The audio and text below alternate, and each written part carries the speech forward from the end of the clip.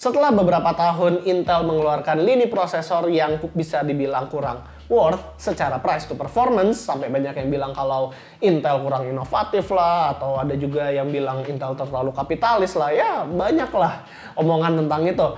Sampai akhirnya tahun ini Intel ngerilis sebuah lini prosesor yang mereka klaim berbeda dari desktop prosesor yang sudah-sudah, dan itu dinamakan Alder Lake. Tapi sebelum memulai videonya, gue mau berterima kasih dulu kepada Asus yang sudah meminjamkan unit Core i5 dan motherboard Z690 ini, lalu Corsair yang sudah meminjamkan salah satu RAM DDR5 pertama di Indonesia, yaitu Corsair Dominator DDR5, dan juga 11 hardware yang sudah membantu proses pembuatan video ini. Jadi tanpa basa-basi lagi, inilah Core i5 12600K.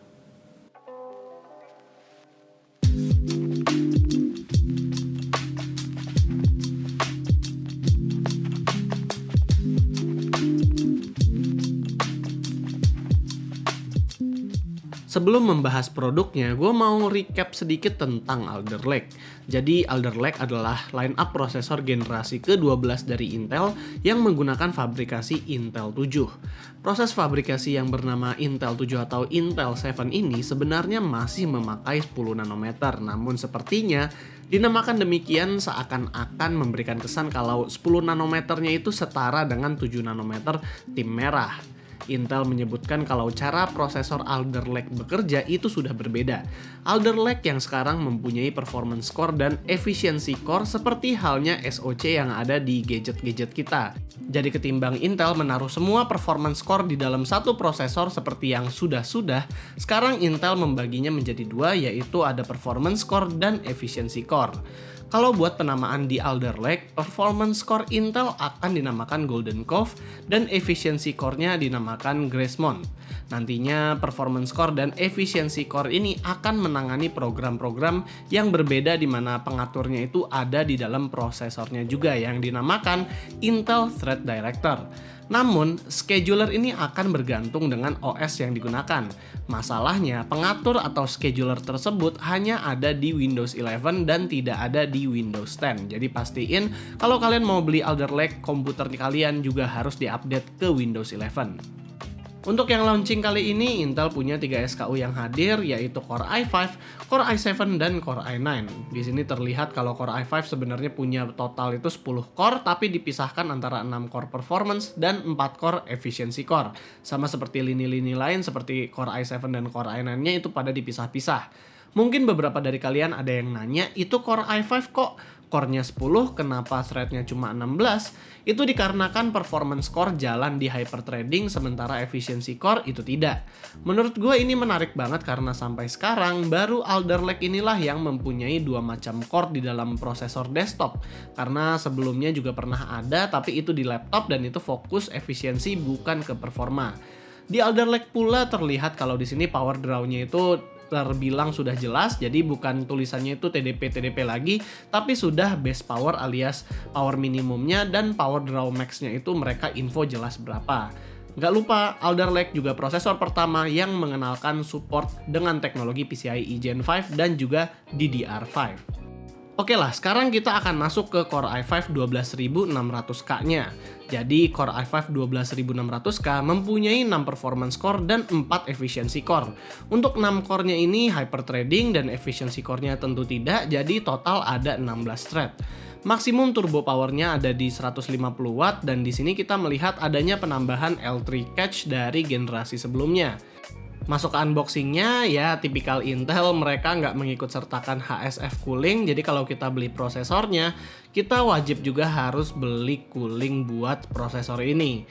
Nah, buat bentuk fisik dari prosesornya, Intel Alder Lake lineup sekarang dimensinya itu lebih panjang, dan juga punya LGA baru, yaitu LGA 1700. Jadi buat kalian yang mau upgrade tapi nggak mau ganti cooling, coba cek distributor coolernya apakah menawarkan free bracket atau enggak.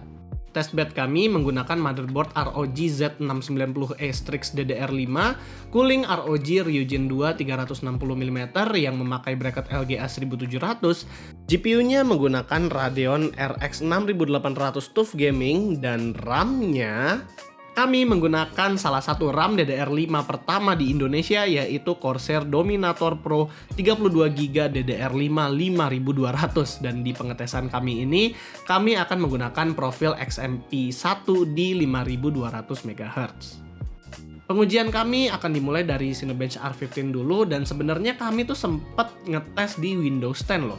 Lucunya, prosesor ini hanya berjalan mentok di 1, GHz dan hanya mendapat skor 600-an saat kita running Cinebench R15. Kemungkinan ini jalan hanya di e-core-nya aja, karena saat kita pakai Windows 11, skornya bisa sampai jauh banget di atas.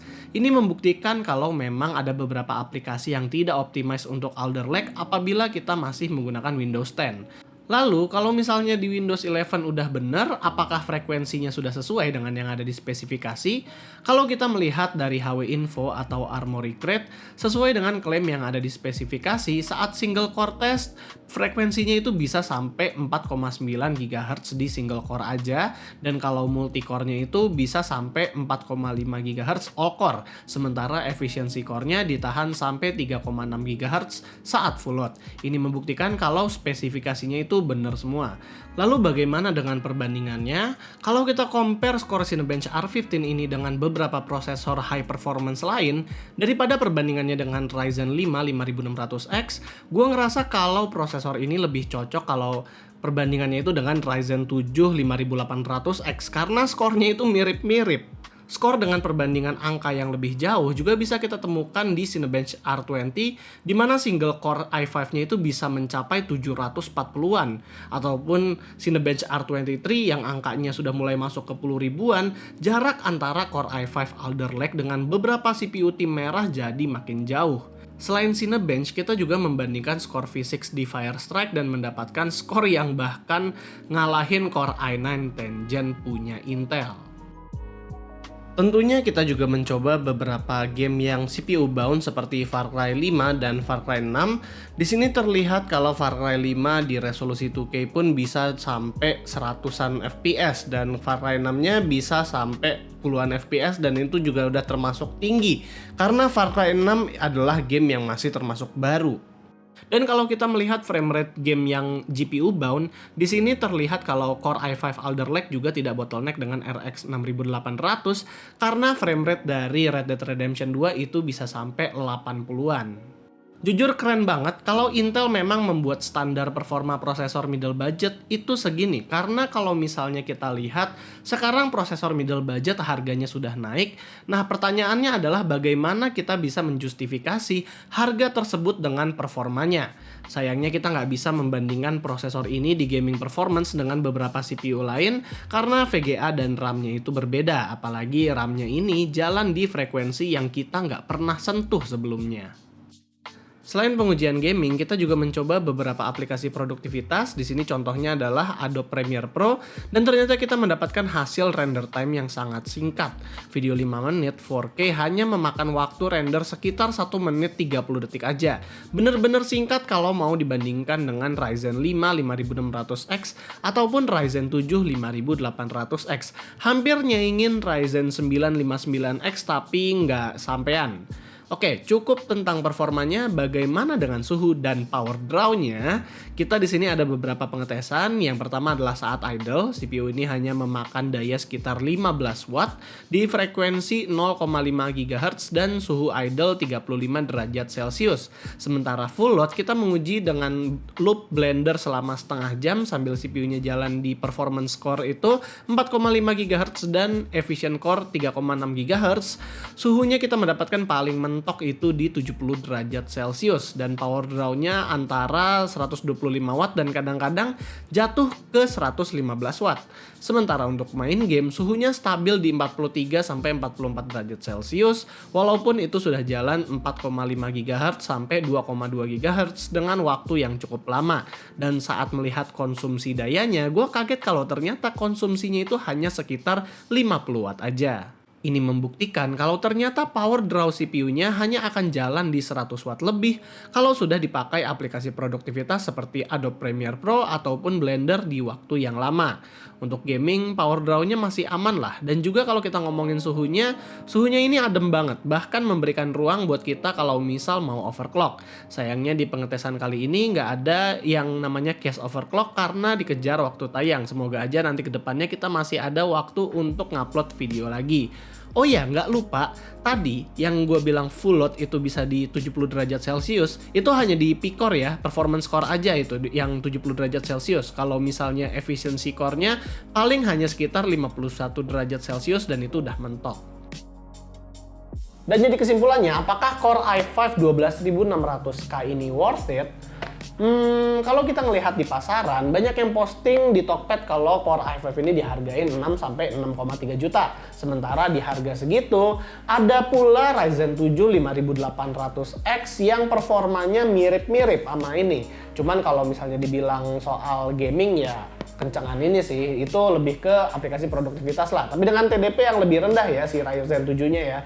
Tapi kalau kita mau ambil Ryzen 5 5600X yang dimana performanya udah ketinggalan jauh daripada 12600K ini, ya harganya cuma 4,3 juta. Jadi ya walaupun performanya bisa dibilang di bawah, tapi harganya udah di bawah juga jauh, 1,4 juta lah kalau nggak salah, 4,6 juta dia. Jadi perbedaan harganya itu lumayan jauh sama Core i5 12600K ini. Dan kalau misalnya kita lihat-lihat dari price to performance, memang Intel tahu posisi mereka harganya ada di mana, makanya mereka taruh harganya juga sesuai dengan performa tim merah yang sudah ada. Cuman kalau misalnya gue boleh ngomong ya, sebenarnya ini MSRP-nya secara dolar itu kan sekitar $319. Tapi si Ryzen 5 5600X itu ada di sekitar $299 atau $300. Ya semoga aja nanti ke depannya harga dari Core i5 ini bisa turun dan jadi kurang lebih on par sama dengan si Ryzen 5 5600X atau ya mungkin di atasnya dikit lah. Jadi kita berharap harganya bisa turun. Tapi kalau untuk sekarang, ya kalau misalnya kalian mau upgrade ke Alder Lake, siap-siap aja untuk ngegocek kantong lebih dalam. Apalagi kalau misalnya mau pakai DDR5 yang sekarang masih langka dan harganya juga masih mahal. Jadi paling itu aja video dari gua. Kalau kalian suka dengan video kita, jangan lupa untuk kasih kita like, share, dan subscribe. Dan di sini gua Rizky. Always stay safe.